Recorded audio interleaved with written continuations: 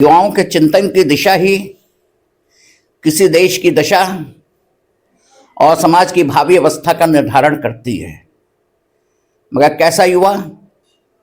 विचारवान युवा, संस्कारवान युवा, चरित्रवान युवा, राष्ट्र की तेजस्विता, वैचारिक प्रखरता, प्रबुद्धता, चिंतन की गहनता, अपराजेय आत्मविश्वास और सुदृढ़ संकल्प शक्ति से युक्त हमारा युवा।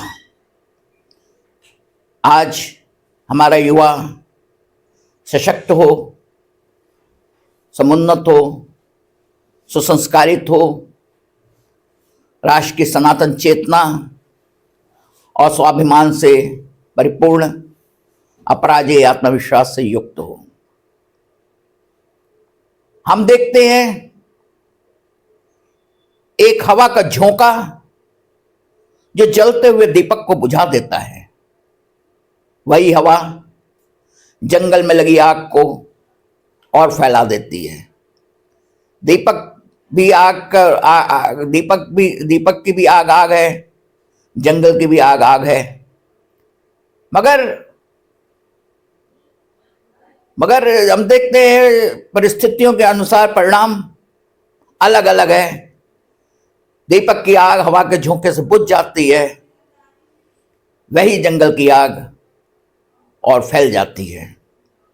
महत्वपूर्ण प्रश्न क्या है?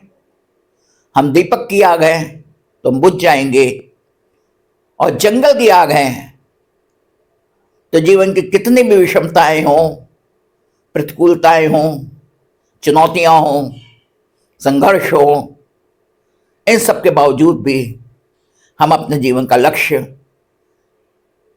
हर दिशा में प्राप्त कर लेंगे। जो साहसी पुरुष होते हैं वो परिस्थितियों का रोना नहीं रोते हैं। हम देखते हैं पतित पावनी माता गंगा हिमालय पर्वत से, गंगोत्री से गौमुख से निकलती है। गौमुख से निकला कल कल छल छल बहता पूर्ण प्रवाह उनके मार्ग को नहीं रोक पाता है। उनके मार्ग में कितने अवरोध आते हैं, कितनी प्रतिकूलताएं आती हैं, कितनी चुनौतियां होती हैं, कितना संघर्ष होता है। प्रतिकूलता के प्रबल थपेड़ों को के बीच बड़े बड़े शिलाखंड, बड़ी बड़ी चट्टानें माता गंगा के मार्ग में अवरोध बनकर खड़ी हो जाती हैं, और उनके संकल्पों की लहर उन प्रबल चट्टानों से टकराती रहती है। उन हाहाहूती गंगा दाएं से बाएं से घूमते हुए अपना मार्ग निकालती हैं, और बड़े बड़े शिलाखंड, बड़ी बड़ी चट्टानें, उनके अंतिम परिणति क्या होती है? हम गंगोत्री के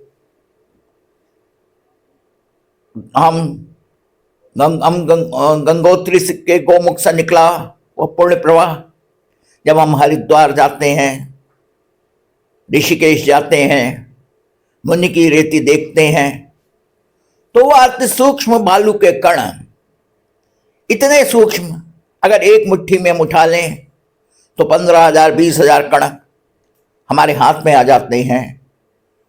वो टनों की चट्टाने, वो शैल शिखर गंगा के संकल्पों की लहरों से टकराते टकराते टकराते उनकी परिणति उन सूक्ष्म बालू के कणों में होती है।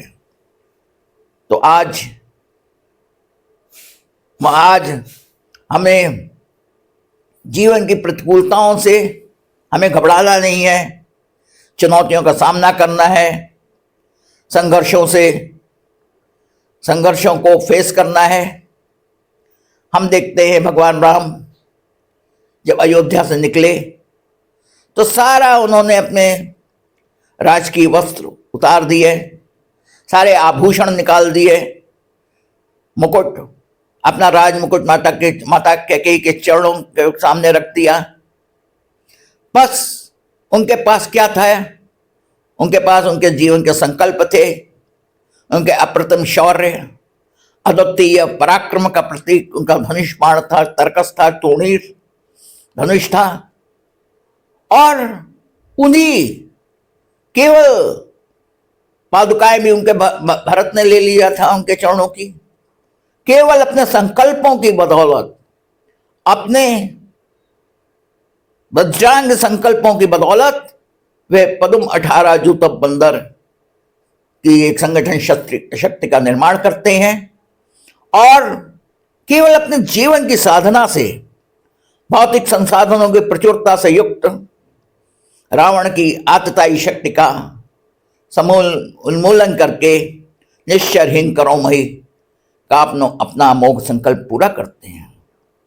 युवा के लिए राम का वो ये भी मंत्र याद करने की जरूरत है। अपि स्वर्णमयी लंका न मे लक्ष्मण रोचते, जननी जन्मभूमिश्च स्वर्गादपि गरीयसी। मगर हम देखते हैं वही 14 वर्ष पहले वे अपनी उस अयोध्या को बिल्कुल भूल कर निकलते हैं, अयोध्या की ओर पीछे मुड़कर भी नहीं देखते हैं। उस समय उनको ऋषियों मुनियों के अस्थियों के पहाड़ दिखाई पड़ते हैं, उन्हें वो दंडकारण्य की पुकार सुनाई पड़ती है। समाज जीवन की मूल धारा से कटा हमारा वनवासी समाज, जो एक प्रकार से सभ्यता की दौड़ में पीछे छूट रहा है, उसे सुसभ्य करते हैं, सुसंगठित करते हैं, सुसंस्कारित करते हैं, उसकी वैचारिक, आध्यात्मिक, सांस्कृतिक तेजस्विता का जागरण करते हैं, लोक शक्ति का जागरण करते हैं, लोक चेतना का निर्माण करते हैं। उस लोक शक्ति के आधार पर उसको संघर्ष के लिए तैयार करते हैं, उसकी सामर्थ्य तैयार करते हैं। उन वन नर को, जो वानर जो कहे गए, वनवासी जातियां कोल, किरार, शबर, उनको गले लगाते हैं, उनके आत्मविश्वास को जगाते हैं और उनको रावण की विरुद्ध शक्ति, उनको युद्ध के लिए तैयार करते हैं। तो एक प्रकार से आज के युवा के लिए फिर अगर उनका सबसे बड़ा आइकॉन, सबसे बड़ा प्रेरणा स्रोत हो सकता है तो विद्यावान गुणी अति चातुर, राम काज करबे को आतुर, प्रभु चरित्र सुनबे को रसिया, राम लखन सीता मन बसिया, वो आंजनेय हनुमान है, जो शक्तिशील विनय से युक्त है, जिसके हृदय में राम का धाम है, मस्तिष्क में राम का अनवरत राम का काम चला करता है, जिसमें न रुकता है, न थकता है, न कभी कोई बाधा उसको स्वीकार है, और जिह्वा पर अनवरत गूंजने वाला भगवान राम का नाम है। इस प्रकार एक हनुमान जी राम के नाम, काम और धाम के एक अद्भुत समन्वय है। जो एक और वज्रांग शरीर रखते हैं, शारीरिक रूप से इतने मजबूत हैं कि उनका वज्रांग शरीर है, मानसिक रूप से इतने संपन्न हैं, चारित्रिक रूप से इतने उन्नतशील हैं, एक प्रकार से शक्तिशील और विनय से युक्त हनुमान, संस्कारों से परिपूर्ण हनुमान एक प्रकार के हमारे युवा का सबसे बड़ा प्रेरणा स्रोत है। आज हम युवा चेतना पखवाड़े के उद्घाटन में प्रथम सत्र में उन आंजनेय वीर हनुमान का ध्यान रखते हैं, जो समाज जीवन में निस्वार्थता, निरहंकारिता के प्रतीक है, लोक कल्याण और लोक मंगल के प्रति मनसा वाचा कर्मणा समर्पित हैं। उनके जीवन में का लक्ष्य ही केवल राम का काम है, राम काज करिबे को आतुर।